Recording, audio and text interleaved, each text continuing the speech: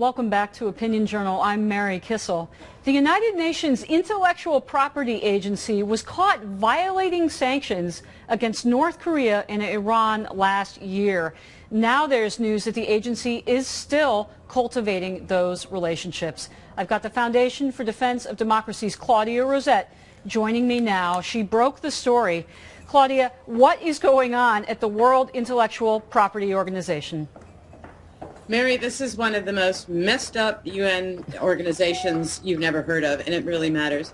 What's going on is that Iran and North Korea have found ways to exploit an organization of the UN in Geneva that is responsible works as a clearinghouse for intellectual property rights. In other words, patent information for all kinds of discoveries, access to all kinds of information. And it's not only that last year they were caught shipping high-tech equipment to these two UN-sanctioned rogue states.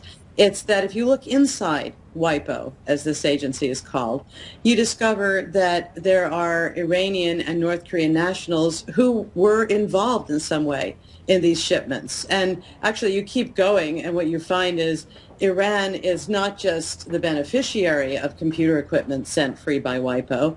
It also sits on the WIPO Budget Committee. Last year, as this scandal was sort of reaching its height with a report about these shipments, WIPO's Budget Committee was setting up a special panel to choose 3 members for its 7-member advisory audit committee, this outfit that advises the member states on how to oversee WIPO. Iran was chosen to chair that panel.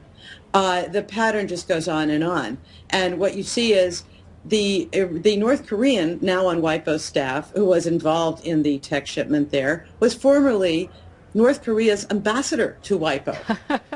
So, Claudia, the head of WIPO, an Australian named Francis Gurry, how has he responded to your report? There's been no response at all. WIPO takes no interest. It is effectively functions, Mary, in terms of accountability as a rogue agency, which is very dangerous. WIPO does not really respond to these things, in part because they collect enormous fees from people who want to file patents. So even though they operate courtesy of the U.S. taxpayer bankrolled United Nations, that's their franchise, they make a lot of money on what they do. And the basic problem here is you need responsible oversight at an outfit like this.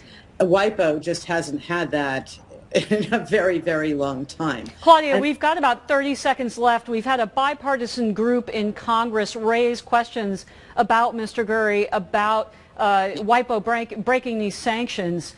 Has the State Department raised a protest in the wake of your report, or filed any sort of formal objection?